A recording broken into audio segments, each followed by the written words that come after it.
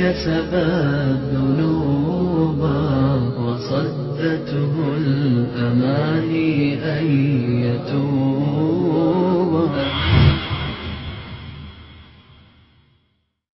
ایک کافر ہے عتبہ بن ابی وقاص، اس نے ایک طرف سے ہو کر پتھر اٹھایا اور آپ کو مارا زور سے. صحابہ کی نظریں تھی تلواروں پر، نیزوں پر، تیروں پر، وہ پتھر نظروں سے نکل گیا، لہذا وہ ان کے اندر کو چیرتا ہوا جا کر میرے نبی کے منہ پر یہاں لگا، اور اب سیدھا پیچھے ایسے گئے، پیچھے یوں، پیچھے ایک کھڈا تھا، وہ یہاں گردن میں لگا کنارہ تو اب بے ہوش ہو گئے، دانت بھی ٹوٹ گئے، چہرہ بھی خون و خون ہو گیا، اب بے ہوش ہو کے یوں گر گئے. صحابہ نے سمجھا آپ شہید ہو گئے تو سب نے زار و قطار رونا شروع کر دیا.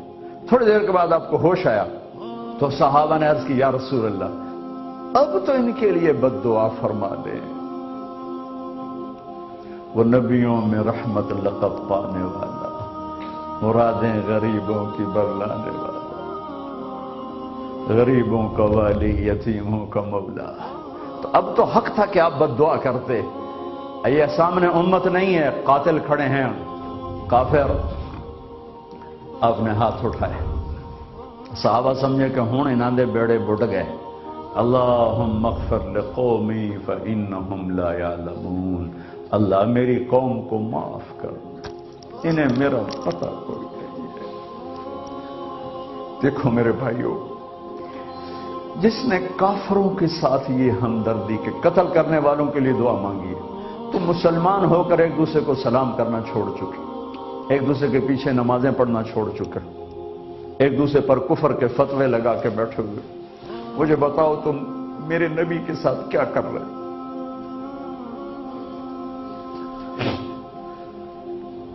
وہ تمہیں فرقوں میں بانٹ کر گئے تھے یا امت بنا کر گئے تھے؟ کیوں اس نادان کھیل میں اپنی زندگی برباد کرتے ہو؟ کیوں نہیں مسلمان بن کے رہتے ہو؟ اس امت میں اختلاف شروع سے ہے، ہمیشہ رہے گا. یہاں تک نہ جاؤ کہ ایک دوسرے پر کفر کے فتوے. جنت میں کون جائے گا؟ سنیوں نے کہا وہابی کافر، وہابیوں نے کہا سنی کافر، بریلیوں نے کہا دیوبندی کافر، دیوبندیوں نے کہا بریلوی کافر، شیعہ نے کہا سنی کافر، سنی نے کہا شیعہ کافر. جنت میں کون جائے گا؟ کچھ تو بھائیو میرے نبی کی محنت کی قدر کرو.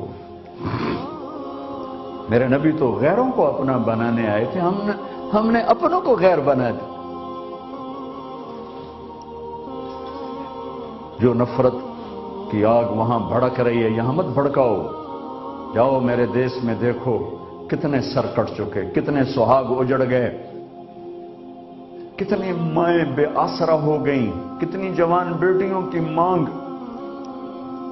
ویران ہو گئی. کیا اسی کا نام اسلام ہے؟ اسی کا نام عشق رسول ہے؟ اسی وہ دین ہے؟ ایک دوسرے کی مسجدوں میں نہیں جاتے ہو، ایک دوسرے کے پیچھے نمازیں نہیں پڑھتے ہو، جنت کے ٹھیکیدار بن گئے ہو.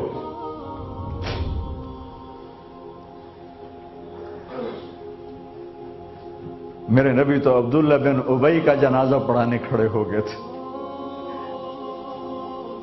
جس کا کفر ابو جہل سے بھی بڑا ہے. ابو جہل اوپر کی دوزخ میں ہے، عبداللہ بن ابی سب سے نیچے کی دوزخ میں ہے. ان کے بیٹے آئے، یا رسول اللہ میرا باپ مر گیا ہے، اپنا کرتا دے دیں گے میں اس کو کفن دے دوں. ہم نے کہا لے لو. کرتا اتار کے دے دیا. اب کہتے بدبخت منافق دفع ہو جا. کہ یا رسول اللہ آپ جنازہ پڑھائیں گے؟ کہاں پڑھاؤں گا. باقی منافقوں کا تو کسی کو پتہ نہیں تھا سوائے اللہ کے نبی کے، لیکن عبداللہ بن ابی کا منافق ہونا تو سب کو معلوم تھا. آپ جنازے کے لیے عمر سامنے آ گئے، یا رسول اللہ یہ کون ہے؟ کہ مجھے پتا ہے کون ہے. تو آپ اس کا جنازہ کیوں پڑھا؟ کہ شاید اللہ معاف کر. کہ عمر پیچھے ہٹ جا، مجھے پتا ہے یہ کو. میرے اللہ نے کہا ہے تو ان کے لیے دعا کر یا نہ کر میں معاف نہیں کروں گا. میں کرتا ہوں شاید اللہ معاف کر دے. پھر فرمایا کہ میرے اللہ نے کہا اگر تو 70 دفعہ بھی ان کے لیے دعا کر تو میں معاف نہیں کروں گا۔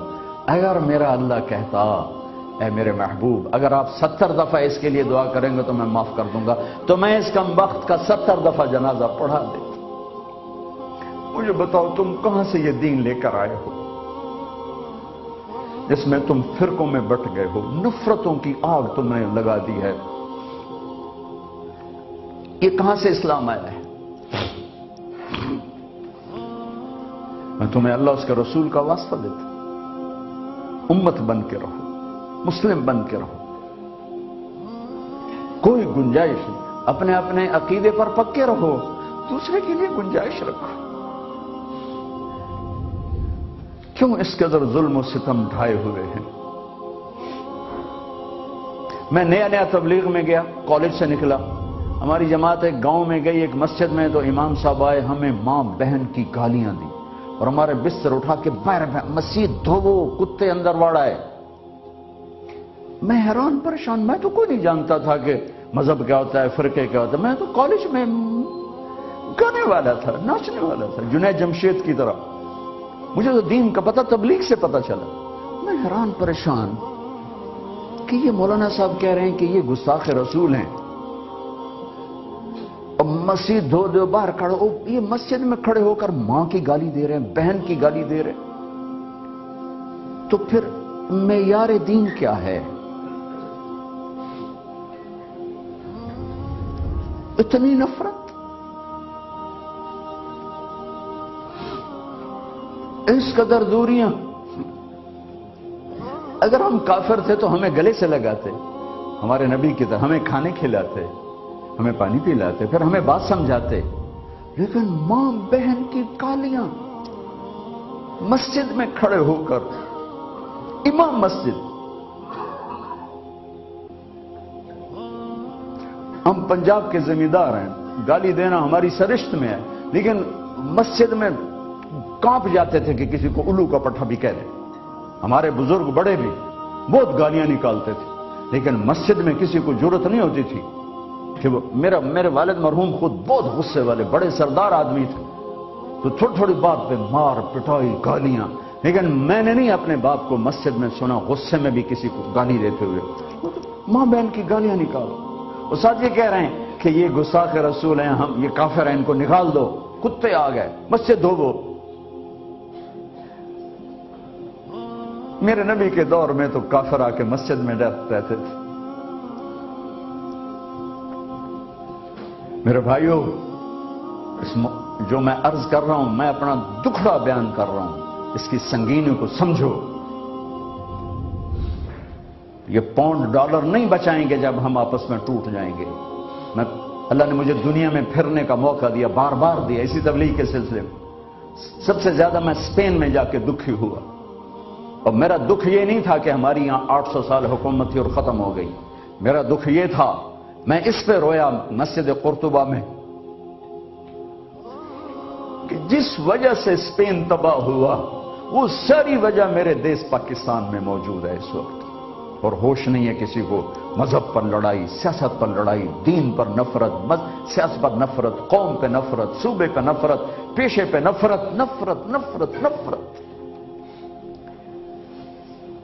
میرے نبی نے پوچھا اسلام کا سب سے مضبوط عمل کیا ہے؟ صحابہ نے کہا نماز، آپ نے کہا نہیں۔ صحابہ نے کہا جہاد، آپ نے کہا نہیں۔ صحابہ نے کہا روزہ، آپ نے کہا نہیں۔ صحابہ نے کہا حج، آپ نے کہا نہیں۔ کہ یا رسول اللہ پھر آپ بتائیں؟ فرمایا دین کا سب سے مضبوط عمل محبت ہے، محبت ہے، محبت ہے۔